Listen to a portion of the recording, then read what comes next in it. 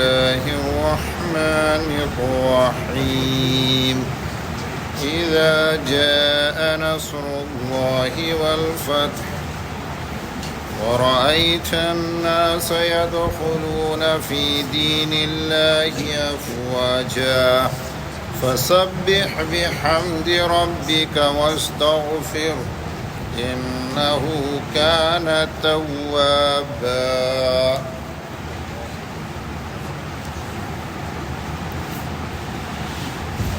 جب اللہ کی مدد آ جائے اور فتح مل جائے اور دیکھے تو لوگوں کو اللہ کے دین میں داخل ہو رہے ہیں جوق در جوق، فسبح بحمد ربک، تو اپنے رب کی تسبیح کیجئے حمد کے ساتھ، واستغفرہ، اور اپنے رب سے مغفرت طلب کیجئے، انہ کان توابا، بے شک اللہ بڑا توبہ قبول کرنے والا ہے۔ مکہ فتح ہو گیا، قبائل عرب جوق در جوق اسلام میں داخل ہونے لگے اور بہت ہی کم عرصے میں پورا جزیرۃ العرب مسلمان ہو گیا۔ اللہ تبارک و تعالیٰ نے آپ کو حکم دیا کہ آپ اپنے رب کی تسبیح اور حمد کیجئے، یعنی یہ جو اللہ کی نعمت آپ کو ملی کہ آپ کی کوششیں کامیاب ہوئی، آپ کا مقصد بعثت پورا ہوا، آپ صلی اللہ علیہ وسلم کو اللہ نے جس مقصد کے لیے مبعوث فرمایا وہ پورا ہوا، تو اس کا تقاضا یہ ہے کہ آپ اللہ کا اس پر شکر ادا کیجیے، چونکہ حکم یہی ہے کہ جب کوئی نعمت اللہ تبارک و تعالیٰ کی طرف سے ملے تو اس کا شکر ادا کرنا ہے۔ یہاں پر فرمایا فسبح بحمد ربک، اپنے رب کی تسبیح کیجئے حمد کے ساتھ، یعنی سبحان اللہ و بحمدہ کے ذریعے، سبحان اللہ الحمدللہ کے ذریعے اللہ کا شکر ادا کیجیے، اللہ کی تعریف کیجیے، تسبیح اور تحمید کے ذریعے۔ اب یہاں پر تسبیح سمجھتے ہیں کہ تسبیح کس کو کہتے ہیں؟ تسبیح کا مطلب سبحان اللہ کہنا، اللہ کی پاکی بیان کرنا۔ تحمید کا مطلب الحمدللہ کہنا، اللہ کی تعریف بیان کرنا۔ اللہ تبارک و تعالی کی تعریف دو طرح ہو سکتی ہے، ایک ایجابی انداز میں، دوسرا سلبی انداز میں، ایک پازیٹیو انداز میں اور ایک نیگیٹو انداز میں۔ کیونکہ اللہ تبارک و تعالیٰ کی تعریف کرتے ہوئے ہم یہ کہتے ہیں کہ اللہ تعالیٰ تمام صفات محمودہ کو جامع ہے، جتنے اچھے صفات ہیں، اچھی کوالٹی ہے، وہ سب اللہ کی ذات میں موجود ہے، کہ اللہ غفور ہے، رحمان ہے، رحیم ہے، ستار العیوب ہے، ذوالجلال والاکرام ہے، قابض ہے، باسط ہے، مقسط ہے، عدل ہے، یہ سب صفات حمیدہ ہے، صفات محمودہ ہے، اچھے صفات ہے، ہم اللہ کے لیے ثابت کرتے ہیں۔ تعریف کرنے کا دوسرا انداز یہ ہے کہ جو صفات ذمیمہ ہے، برے صفات ہے، اللہ تبارک و تعالیٰ سے اس کی نفی کی جائے۔ اللہ ظالم نہیں ہے، اللہ تبارک و تعالیٰ سوتا نہیں ہے۔ یہ جو اس طرح کے جو برے صفات جو بھی ذہن میں آئے، ہم یہ کہیں گے کہ اللہ کے اندر ان صفات ذمیمہ میں سے کوئی بھی صفت نہیں ہے۔ تو جب ہم کہتے ہیں سبحان اللہ، تو اس کا مطلب ہوتا ہے اللہ تمام برے صفات سے پاک ہے، اللہ بے عیب ہے، اللہ میں کوئی عیب نہیں ہے۔ جب ہم کہتے ہیں الحمدللہ، تو اس کا مطلب تمام اچھے صفات اللہ کی ذات میں موجود ہیں۔ تو جب ہم اللہ تعالیٰ کا شکر ادا کریں تو اس کے لیے ایک تو ہم کہیں گے سبحان اللہ، دوسرا الحمدللہ۔ اس طرح جامعیت آ جائے گی کہ آپ نے یہ بھی کہہ دیا کہ اللہ بے عیب ہے، اور یہ بھی کہہ دیا کہ تمام اچھے صفات اللہ کی ذات میں موجود ہے۔ سبحان اللہ و بحمدہ، یہ دو کلمے اللہ کو بڑے پسند ہے۔ کلمتان حبیبتان الی الرحمن خفیفتان علی اللسان ثقیلتان فی المیزان، یہ دو کلمے اللہ کو محبوب ہیں، زبان پر ہلکے ہیں، آسانی سے ادا ہو جاتے ہیں، آسانی سے یاد ہو جاتے ہیں، لیکن میزان عمل میں یہ بہت وزنی اور بہت بھاری ہے۔ کہتے ہیں کہ جب ان آیتوں کا نزول ہوا تو جیسا کہ آپ سن چکے ہیں، حضور اکرم صلی اللہ بہت سے صحابہ نے یہ سمجھا کہ اس میں آپ صلی اللہ علیہ وسلم کی وفات کا تذکرہ ہے، اطلاع ہے کہ آپ کی وفات اب جلد ہی ہونے والی ہے۔ جب صحابہ سمجھے تو حضور اکرم صلی اللہ علیہ وسلم نہیں سمجھیں گے؟ تو آپ کو بھی یہ پتہ چل گیا کہ اب اس دنیا میں قیام مختصر سا رہ گیا ہے، اور اللہ کا حکم آ گیا فسبح بحمد ربک، کہ آپ کا کام ہو گیا ہے، اب آپ اللہ کے طرف رجوع کر لیجئے، اللہ کی تعریف کیجئے، اس کی ثنا بیان کیجئے۔ تو حضور اکرم صلی اللہ علیہ وسلم کے بارے میں آتا ہے کہ آپ صلی اللہ علیہ وسلم اٹھتے بیٹھتے چلتے پھرتے سبحان اللہ و بحمدہ پڑھا کرتے تھے، اور واضح روایتوں میں آگے کا بھی چونکہ حکم ہے واستغفرہ، تو اس طرح آتا سبحان اللہ و بحمدہ واستغفر اللہ و اتوب الیہ، یہ پڑھا کرتے تھے کہ اللہ پاک ہے، تمام تعریف اللہ کے لیے، میں اللہ سے مغفرت مانگتا ہوں، معافی کا خواستگار ہوں، اور اللہ کے طرف رجوع ہوتا ہوں، وَأَتُوبُ إِلَيْهِ۔ دیکھیے یہاں پر فرمایا فَسَبِّحْ بِحَمْدِ رَبِّكَ، اپنے تسبیح کیجئے اپنے رب کے حمد کے ساتھ، یعنی صرف سبحان اللہ نہیں، سبحان اللہ کے ساتھ الحمدللہ کو بھی جوڑیے، وَاسْتَغْفِرْهُ، اور اپنے رب سے معافی مانگیے،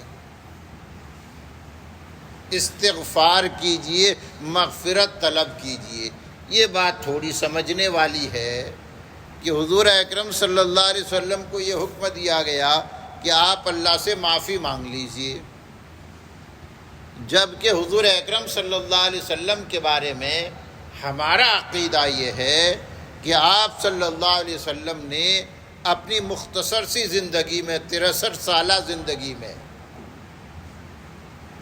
کوئی گناہ نہیں کیا، اللہ کو کبھی ناراض نہیں کیا اپنے گناہ کی وجہ سے، اور 23 سالہ جو مدت نبوت ہے، اس میں آپ نے کار نبوت کو، اپنا جو وظیفہ تھا، ڈیوٹی تھی نبوت والی، اس کو اس طرح ادا کیا کہ صحابہ نے اس پر گواہی دی کہ اللہ کے رسول آپ نے نبوت کی ذمہ داری کو صرف ادا ہی نہیں کیا بلکہ اس کا حق ادا کر دیا۔ حجۃ الوداع کے خطبے میں آپ صلی اللہ علیہ وسلم نے صحابہ سے یہ پوچھا تھا کہ میں نے اللہ کا پیغام تم تک پہنچا دیا؟ تو صحابہ نے کہا آپ نے اس کا حق ادا کر دیا۔ تو فرما گواہ رہنا، گواہ رہنا۔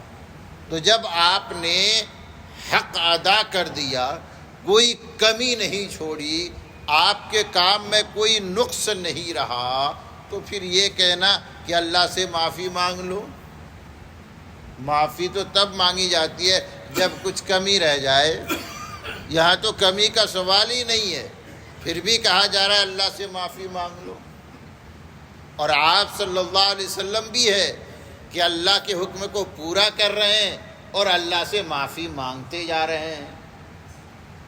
سب سے زیادہ اللہ سے استغفار کرنے والے، معافی مانگنے والے حضور اکرم صلی اللہ علیہ وسلم ہیں۔ یہ کچھ ترتیب سمجھ میں نہیں آتی۔ اس کا جواب یہ ہے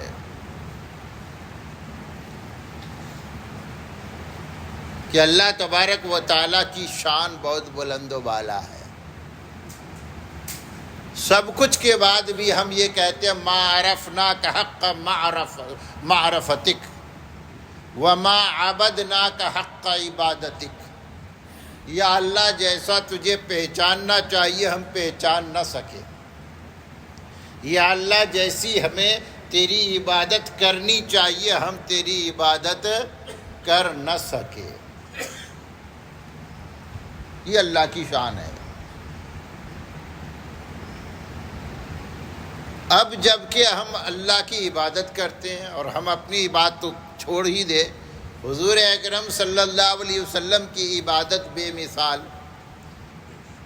اللہ کی ذات کو سب سے زیادہ سمجھنے والی ذات حضور اکرم صلی اللہ علیہ وسلم کی ہے، لیکن یہاں پر بھی وہی بات فٹ ہے کہ ما عرف، چونکہ ارشاد نبوی ہے، ما عرفنا کا حق معرفتک وما عبدنا کا حق عبادتک۔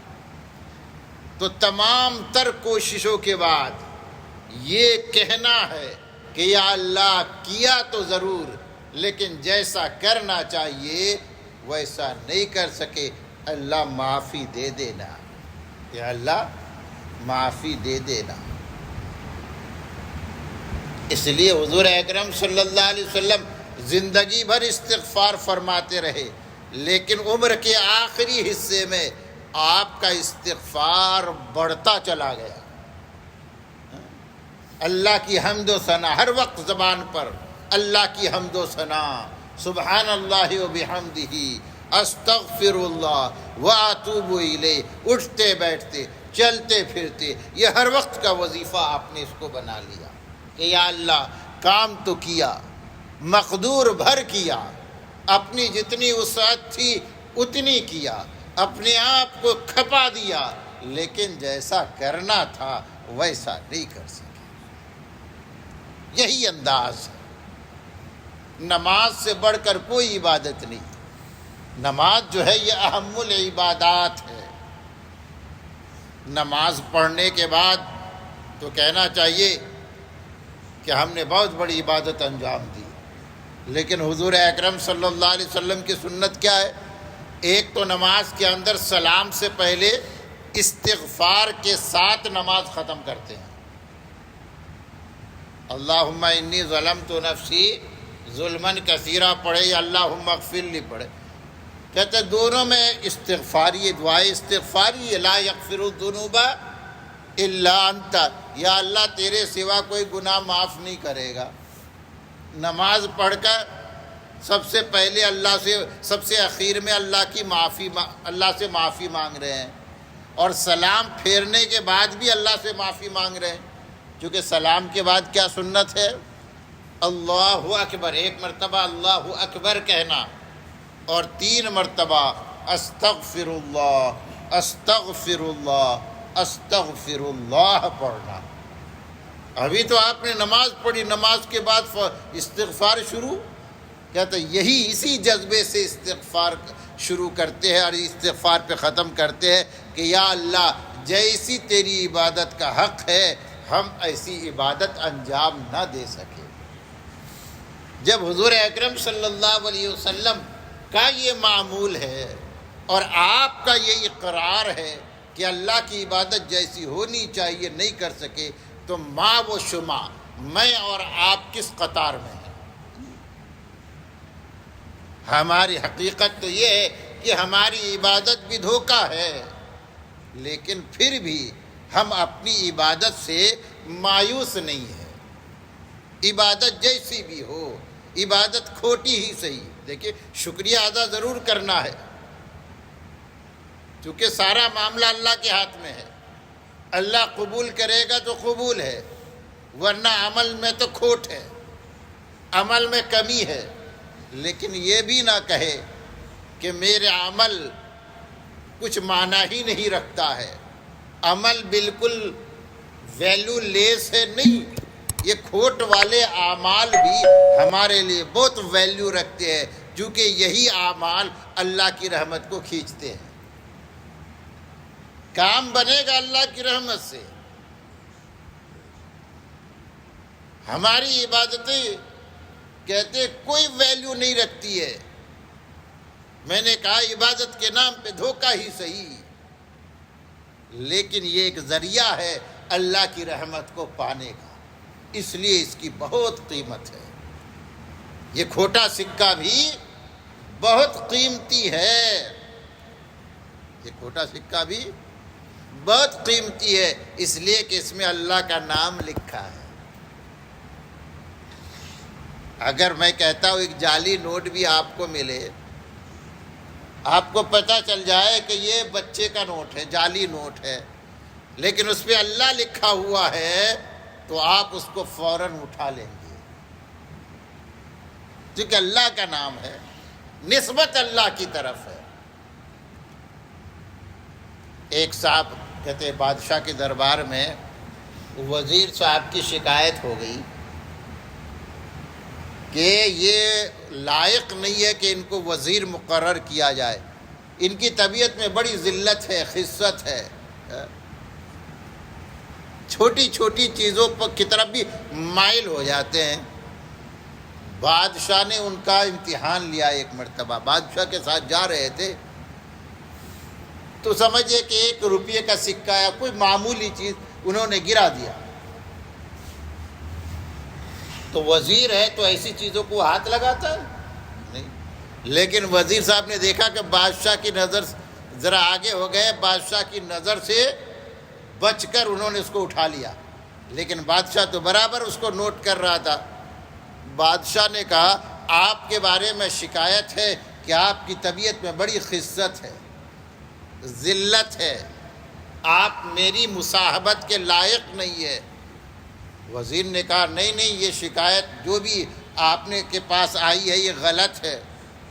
انہوں نے کہا میں نے آپ کو اپنی نظر سے دیکھا ہے کہ وہ 1 روپے کا سکہ گرا اور آپ نے چپکے سے اٹھا لیا۔ تو وزیر بھی بڑا چالاک تھا، اس نے جواب دیا میں نے اس لیے نہیں اٹھایا کہ وہ میرے کام آئے گا، اصل میں اس میں آپ کا فوٹو تھا، تو مجھے یہ لگا کہ کسی کا پیر نہ پڑ جائے اس پر، اس لیے میں نے اس کو اٹھا لیا۔ بادشاہ خوش ہو گیا۔ تو ویسے ہی ہے کہ ہماری عبادت کسی لائق نہیں ہے، لیکن نسبت بڑی ہے کہ یہ عبادت کس کے نام پہ کی گئی ہے؟ اللہ کے نام پہ کی گئی ہے، تو اللہ تعالیٰ ضرور اس کو قبول فرمائے گا۔ تو کیا فرمایا؟ وَاسْتَغْفِرْهُ، اللہ تعالیٰ سے کیا کرنا ہے؟ معافی مانگنا ہے۔ حضور اکرم صلی اللہ علیہ وسلم برابر اور کہتے یہ جو استغفار ہے نا، یہ حضور کی یہ ہم اوراد و وظائف کا معمول بناتے ہیں، تو سنت وظیفوں میں استغفار شامل ہے، بلکہ اہم ترین سنت ہے۔ آپ الحمدللہ کہے، یہ سنت ہے آپ صلی اللہ علیہ وسلم کی۔ سبحان اللہ کا وظیفہ پڑھے، یہ سنت ہے آپ صلی اللہ علیہ وسلم ثابت ہے۔ استغفار کا وظیفہ پڑھے، یہ بھی سنت، یہ آپ صلی اللہ علیہ وسلم سے ثابت ہے۔ تو ہر اعتبار سے استغفار کو اپنی زندگی کا لازمی حصہ بنانا چاہیے۔ اللہ تعالیٰ توفیق عطا فرمائے۔ الحمدللہ رب العالمین۔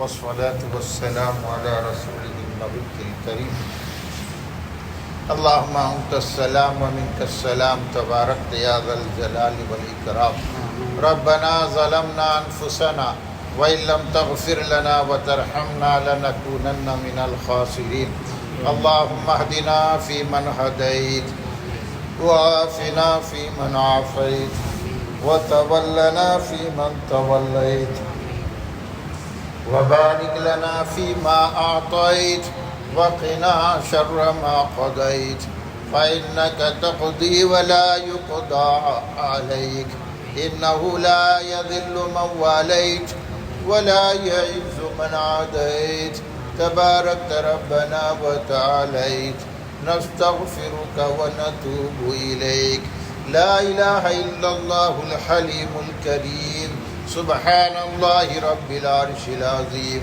والحمد لله رب العالمين اللهم إنا نسألك موجبات رحمتك وعزائم مغفرتك والغنيمة من كل بر والسلامة من كل إثم اللهم لا تدع لنا ذنبا إلا غفرته ولا هما إلا فرجته ولا كربا من كرب الدنيا والآخرة إلا نفذته ولا حاجة من الدنيا والآخرة هي لك رضا إلا قضيتها يا أرحم الراحمين يا أرحم الراحمين يا أرحم الراحمين سبحان ربك رب العزة عما يصفون وسلام على المرسلين والحمد لله رب العالمين.